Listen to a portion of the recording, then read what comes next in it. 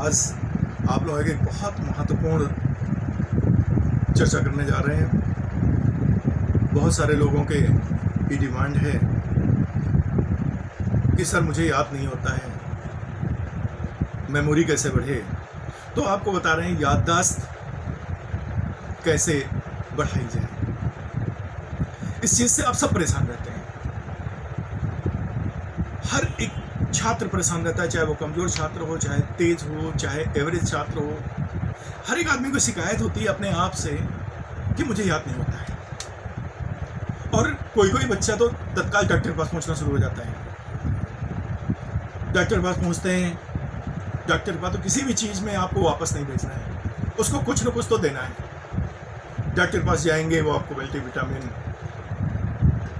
Food substitute, कुछ न कुछ लिख करके आपको दवा पकड़ा देगा।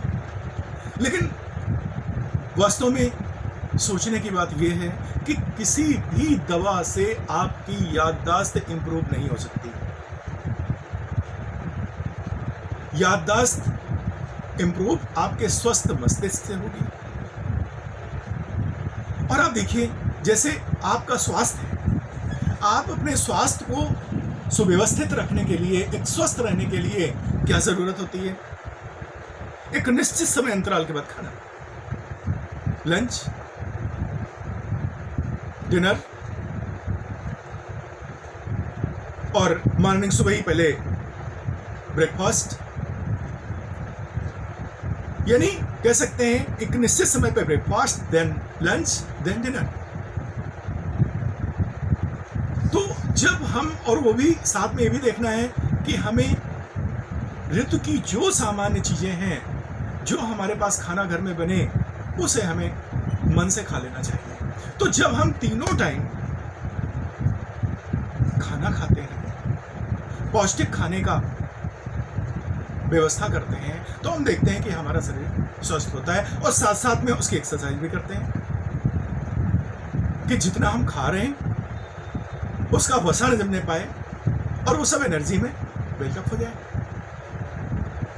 ठीक यही प्रक्रिया आपके जो है मस्तिष्क के लिए है, याददाश्त के लिए है। जिस प्रकार से ब्रेकफास्ट, लंच, डिनर की आवश्यकता है, यहां पर एक छात्र को उसकी मेमोरी को स्ट्रांग करने के लिए रीड एंड राइट, समय समय पर पढ़ने की आवश्यकता है।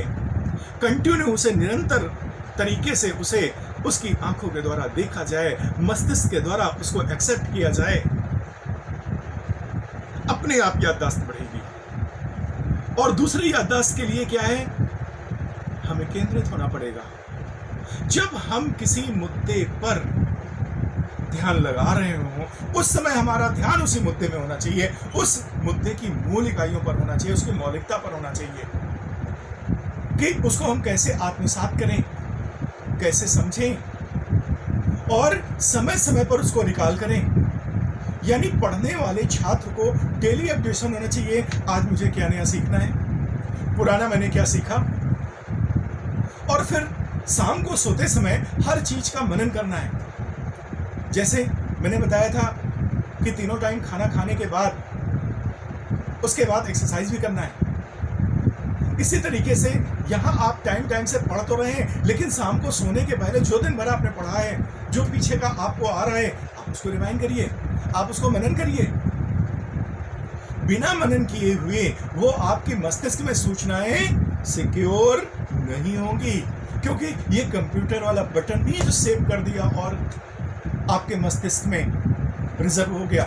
नहीं, आपके मस्तिष्क में कंप्यूटर से भी ज्यादा सूचनाएं आ सकती हैं, क्योंकि कंप्यूटर ने तो बनाया हमारे मस्तिष्क में।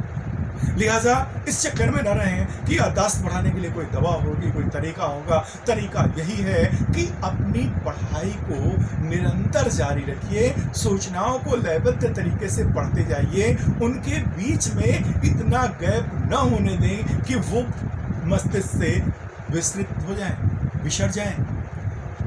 भूलने से पहले ही हमें दोबारा अपने मस्तिष्क को रिकॉल करना है, तो हमेशा सारी चीजें आपको याद रहेंगी। और उन सूचनाओं के साथ कंटिन्यूटी और उसका सम्मिश्रण, एक दूसरी सूचनाओं का तालमेल बनाने का तरीका सीखिए, जिससे कि आपको सारी चीजें याद रहें। आप देखते हैं कि सबसे पहले जो मेरा विज्ञान डेवलप हुआ है जानते कौन सा विज्ञान डेवलप हुआ था? स्मृति विज्ञान।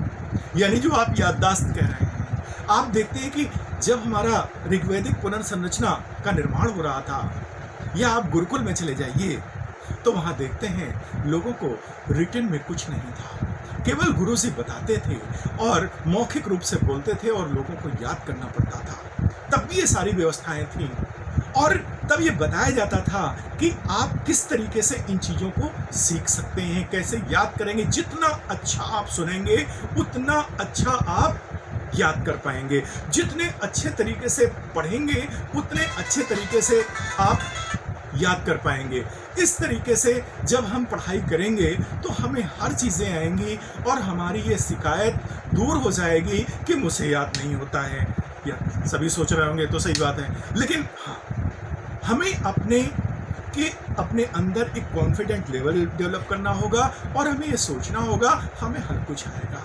जो फला व्यक्ति को आ सकता है मुझे क्यों नहीं आ सकता है? आप देखते हैं जिन चीज़ों को बार बार देखेंगे वो दिमाग से आपको निकले नहीं सकते, यहाँ तक कि आपको सपने में भी नजर आती है। अच्छा आप बताइए, आप जो सपना देखते हैं क्या कभी किसी अपरिचित आदमी को देखते हैं? नहीं, क्योंकि आप जो सोचते हैं, देखते हैं, जो आपके अंदर मस्तिष्क में है, अच्छे से वही रात को आपका मस्तिष्क सपनों के माध्यम से रिफ्लेक्ट करता है। और इसी तरह जब आप पढ़ाई करेंगे, जब अच्छे से पढ़ाई करेंगे तो कुछ प्रश्नों के उत्तर आपको स्वप्न में स्वतः मिलेंगे। जिस दिन ऐसा आपको लगने लगे, जिस दिन आपकी पढ़ाई और समस्या से संबंधित प्रश्नों के उत्तर स्वप्न में मिले, उस दिन समझना कि मेरी पढ़ाई सही रास्ते पे चल रही है। आपके स्वप्न में भी बहुत सारी प्रॉब्लम्स हल हो जाएंगी। तो किसी डॉक्टर के पास जाने की ज़रूरत नहीं है, आराम से उसको पढ़िए, कहीं कोई दिक्कत नहीं है। और कोई दिक्कत होती है, किसी प्रकार की कोई दिक्कत होती है तो आप हमसे कंसर्न भी कर सकते हैं। मेरा नंबर 9883991550। आप कंसर्न भी कर सकते हैं, बात कर सकते हैं, किसी प्रकार की कोई समस्या नहीं आती है। धन्यवाद।